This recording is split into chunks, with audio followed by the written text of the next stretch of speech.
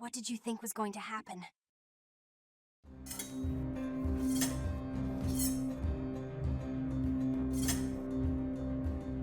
Nine. The doctor. As Carmilla would not hear of an attendant sleeping in her room, my father arranged that a servant should sleep outside her door, so that she would not attempt to make another such exertion without being arrested at her own door. The night passed quietly. The next morning, early, the doctor, whom my father had sent for without telling me a word about it, arrived to see me. Madame accompanied me to the library, and there the grave little doctor, with white hair and spectacles, whom I mentioned before, was waiting to receive me. I told him my story, and as I proceeded he grew graver and graver. We were standing, he and I, in the recess of one of the windows facing each other. When my statement was over, he leaned with his shoulders against the wall, and with his eyes fixed on me earnestly, with an interest in which was a dash of horror. After a minute's reflection, he asked Madame if he could see my father. He was sent for accordingly, and as he entered, smiling, he said, "I dare say, doctor, you are going to tell me that I am an old fool for having brought you here. I hope I am." But his smile faded into shadow as the doctor, with a very grave face, beckoned him to him. He and the doctor talked for some time in the same recess where I had just conferred with the physician.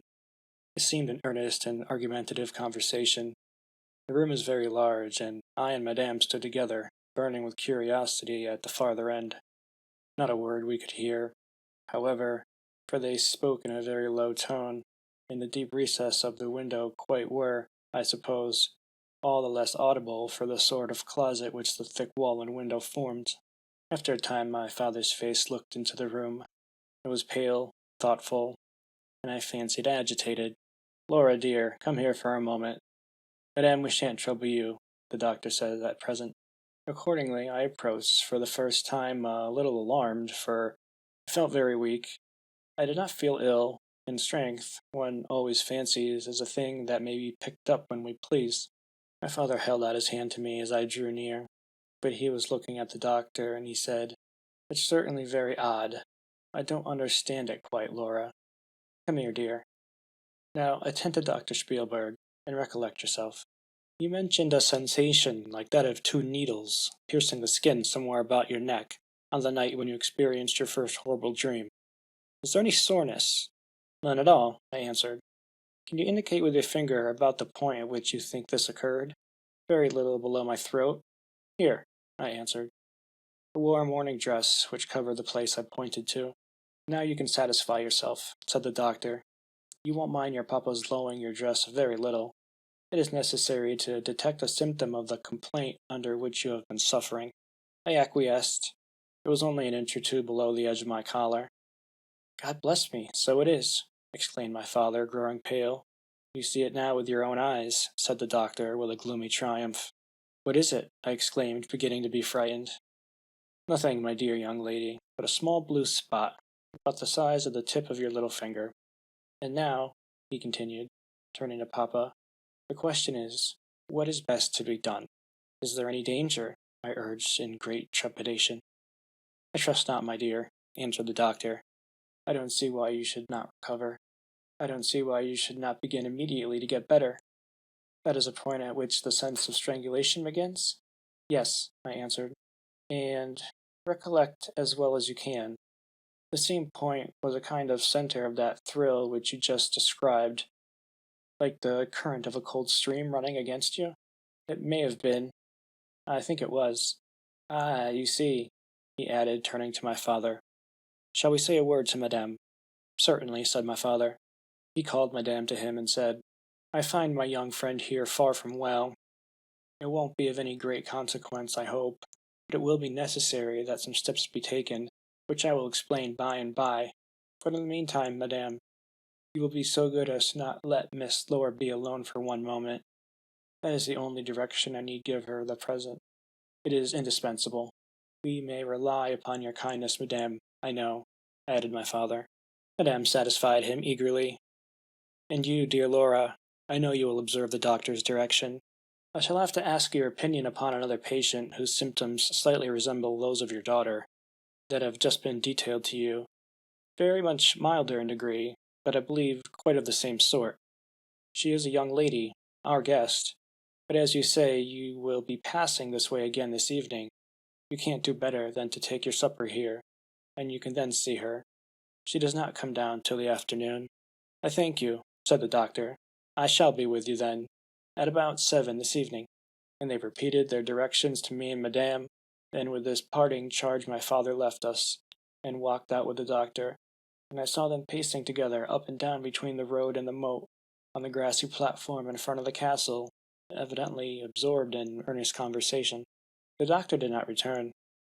I saw him mount his horse there, take his leave, and ride eastward through the forests.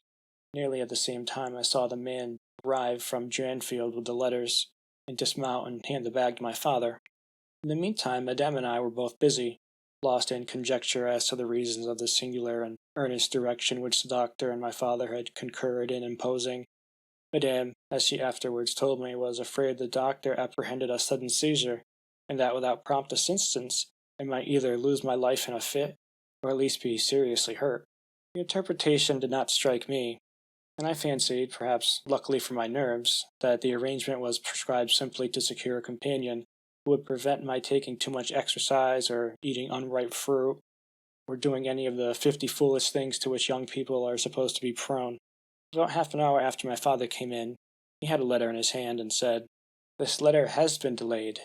It is from General Spielsdorf. He might have been here yesterday. He may not come till tomorrow, or he may be here today."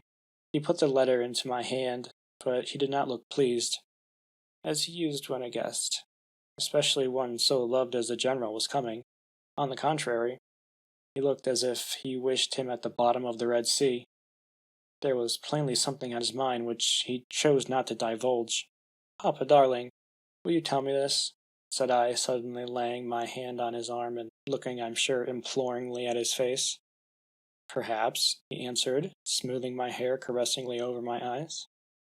"Does the doctor think me very ill?"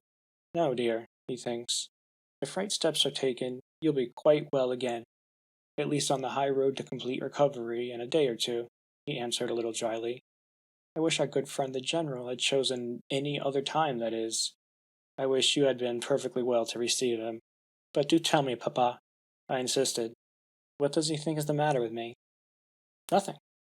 You must not plague me with questions," he answered with more irritation than I ever remember him to have displayed before, and seeing that I looked wounded, I suppose he kissed me and added, "You shall know all about it in a day or two. That is all I know. In the meantime you are not to trouble your head about it." He turned and left the room, but came back before I had done wondering and puzzling over the oddity of all this. It was merely to say that he was going to Karnstein, and had ordered the carriage to be ready at 12, and that I and Madame should accompany him. He was going to see the priests who lived near the picturesque grounds upon business, and as Carmilla had never seen them she could follow. She came down with Mademoiselle, who would bring materials for what you call a picnic, which might be laid for us in the ruined castle. At 12 o'clock accordingly I was ready. Not long after my father, Madame and I set out upon our projected drive. Passing the drawbridge, we turned to the right, and followed the road over the steep Gothic bridge westward to reach the deserted village and ruined castle of Karnstein. No sylvan drive can be fancied prettier.